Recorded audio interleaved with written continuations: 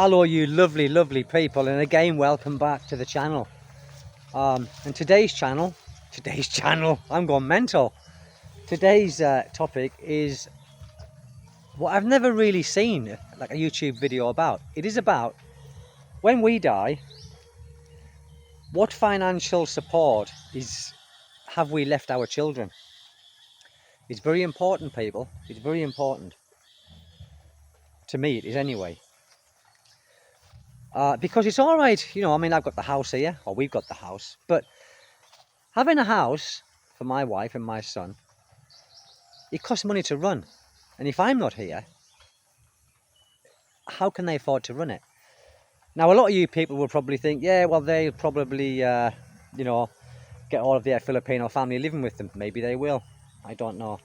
But that's none of my concern. I'm not bothered about that. My main concern is, how will my son, if I die, while my son is still in education?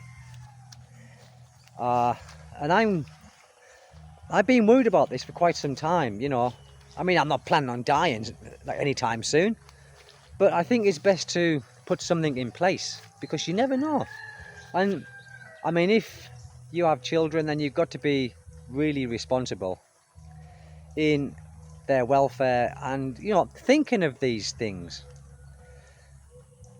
I think a lot of people don't think about it, but, it comes to us all, death. And it can be at any time, at any age. We don't have to be in our 80s or 90s to die. We can die in our 50s. We can die any age. Now, what I did, I contacted the British pension. I don't get mine yet for another 10 years, okay? But I sent an inquiry saying, when I die, can my pension be transferred to my wife as a widow's pension? And they sent a message back and they said, yes, if your wife has been in the UK for 10 years and paid in national insurance. Well, she hasn't. So that means she will not be entitled to anything. So I've got to go down a different avenue. And the different avenue that I'm thinking is some kind of a life insurance. But I've been looking into it here, guys, people, with the life insurance in the Philippines, and I can't make anything out. Yes, I can pay for my funeral and things like that, but I'm not on about that. I'm on about, like a financial sum every month for my wife and my son, mainly for my son, just so he can, if I die before he finishes his education, because there's no way he's going to go to like a government run school here. No way. There's no good. So he will be in a private education. Starts this year, actually. So I want to make sure that my son is okay, and my wife as well, obviously. But my main concern is my son. So I've been looking into these private pensions, and there's another option I've got. And the option I've got, which I spoke to my two sons in England about. Now, my father, when he died, he left me a house, okay?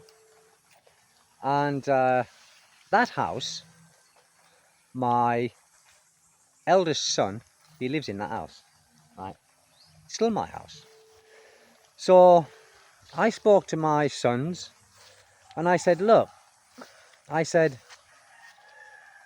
how do you feel if and when that I die? And they said, Dad, don't talk like that. And I said, no, I'm just talking realistically, because I said, I've got to put my mind at rest here. I said, look, when I die, we've got to get something drawn up, because there's three of you now. There's my two sons in England and my son here. And I said, if you don't mind, and my sons are coming out here in June, I think at the end of June. I said, if you don't mind, I said, for my peace of mind, when I die, and we'll get something drawn up by a solicitor, that the house will be sold and it's divided three ways. Okay? So I said, you, David, Leighton, and Kaylin, my son here. And the most wonderful thing was, because it was a video call to both my sons, on a Zoom it was. And they said, Dad, of course, you know, yes. And my sons even said, Dad, listen, you aren't going anywhere yet, you know, you're not going to die yet, but just put this in your mind. If you do die, don't worry about my son here, because they will take care of him financially. And I thought, what a beautiful thing. And that instantly made me feel at rest. But they are, you know, when my sons come here in June, we're going to get something drawn up, and I'll have to go back to the UK and go to a solicitor's and get it all done. So what's going to happen, guys, I feel so much better now, is the house that my father left me, which I let my sons, you know, both live in there. Well, my second son, he's got his own place now, and my oldest son, David, he lives in the house, but he's planning on buying somewhere later this year when the prices drop a little bit more. So that house will become vacant, and the idea of that house was it was going to be rented out, but that's changed now. It's going to be sold, and the money is going to be split 3 ways. Now, I will get that money, and I'm going to do a trust fund for my son here, because my other 2 sons, they will have that lump sum of money now, or when the house is sold. I think this is very important. I know many of you people might not think it's so important, but I've never seen videos of this you know, content of, you know, because there are many foreigners here that are married and got children, you know, and maybe many of these foreigners have got lots of money, but I know there's many not. They haven't got lots of money. For an example, there was a guy here, an American guy, died about 2 years ago. He had children here. Now those children have got nothing because they couldn't transfer the pension. So I think for me it's very important, so I can sleep at night knowing that, you know, when I do die, my son is taken care of, you know, financially. And my wife, of course, but, you know, my main concern is my son finishing his education here in the Philippines. Because it's easy to have children. It's easy to be, you know, like knock a child out, and many foreigners do. But they don't think about, you know, when they die, you know, who's going to take care of that child? Yes, you know, your wife might find someone else, so she's taken care of. And also, the children could be taken care of by that second person once you're gone. But to me, you know, that doesn't cut the mustard with me. I would rather know that my family is sorted financially when I die. What happens after I die, as long as they've got that lump sum, I don't care. I don't care, you know, like if they go with someone else or anything like that. It's no concern of mine. I won't know about it. I'm dead. My main concern is my child won't suffer financially. So this is a big thing for me. And I know many, you know, I've never heard other channels talk about this, but it's something that every foreigner who's got children, not just in this country, but every foreigner that's got children, you know, like other countries and married in other countries, you know, it's something that needs to be thought of. It's something that needs to be sorted, because if you don't sort nothing and you die, all of your, well, the British pension, you know, it doesn't, it's not transferable. It dies with you. So then, you know, once the savings that I have are gone, then how are they going to continue?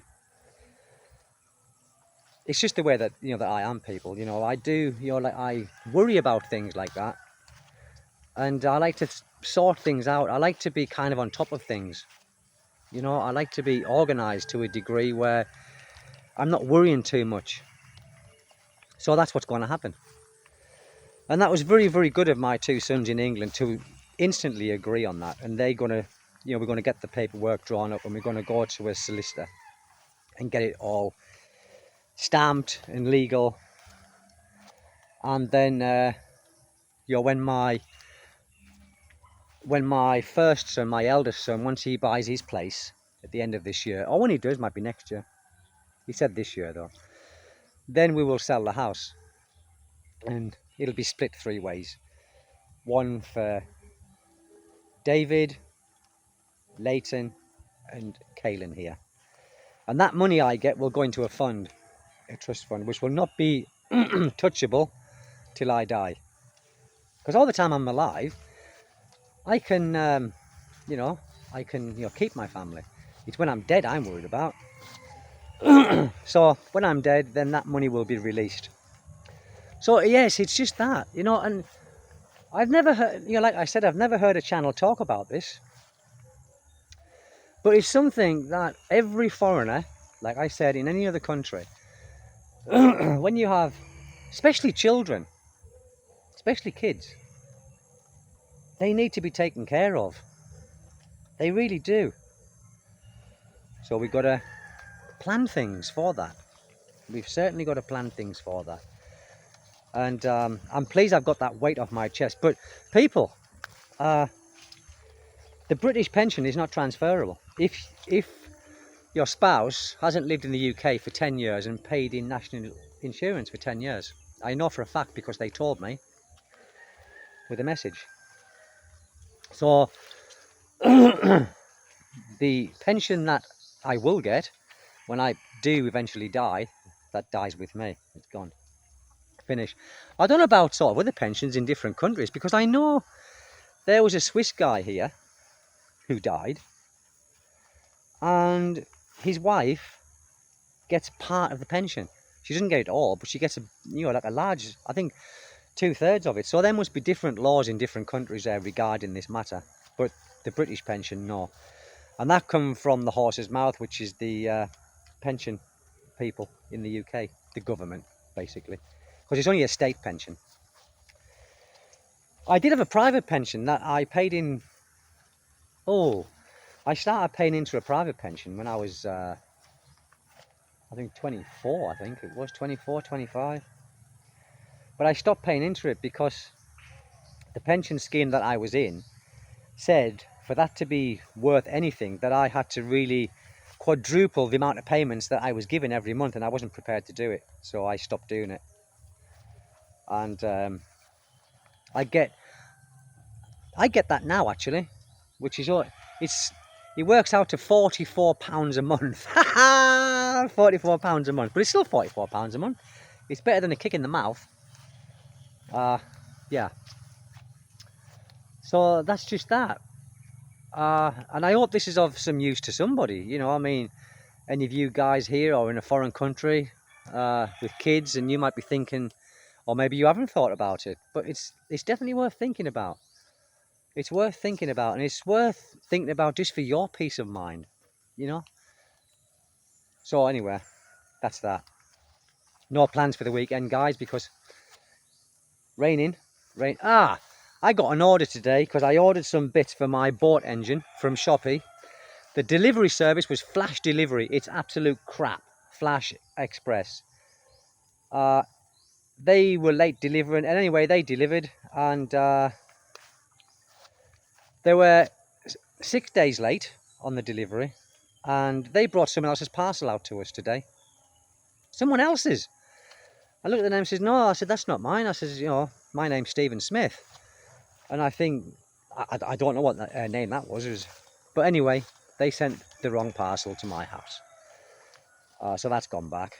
And the right one they did bring out is not the tank for my boat, for my engine. They sent out the 18 horsepower tank, and my boat is only 7 horsepower. It's too big. But the tank that's on my engine is okay. I've just got to clean it up a little bit, I think. So I'm not really bothered. I'll just send that tank back. I'm still waiting for a carburetor, a spare carburetor, and a spare ignition coil. I like to have spares, because you never know. Because the season is coming, guys. The season is coming. I can feel it. I can feel it. It was supposed to have been good this weekend, but it's not. The wind's kicked up. The waves have kicked up to 0.6, 0.7 of a metre. Not good for my little boat. So yeah, guys, that's it.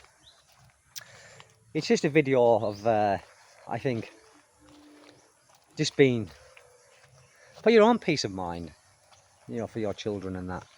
Because I would hate that for my child to, you know, when I die and they've got nothing, he can't finish his education and stuff. God, that, you know, that's a terrible thought for me. But that's solved now. Anyway, people, have a lovely weekend and enjoy what you're doing, and of course, always stay healthy. The health is the more. I've got a cold coming as well. I can feel it from my son. He's given it to me. I've got a cough coming, and I've got a bit of a snot headache. So I've got that coming. Take care, guys. Thank you for taking the time to listen to me. Don't forget to subscribe, share, like. Bye bye, guys. Thank you.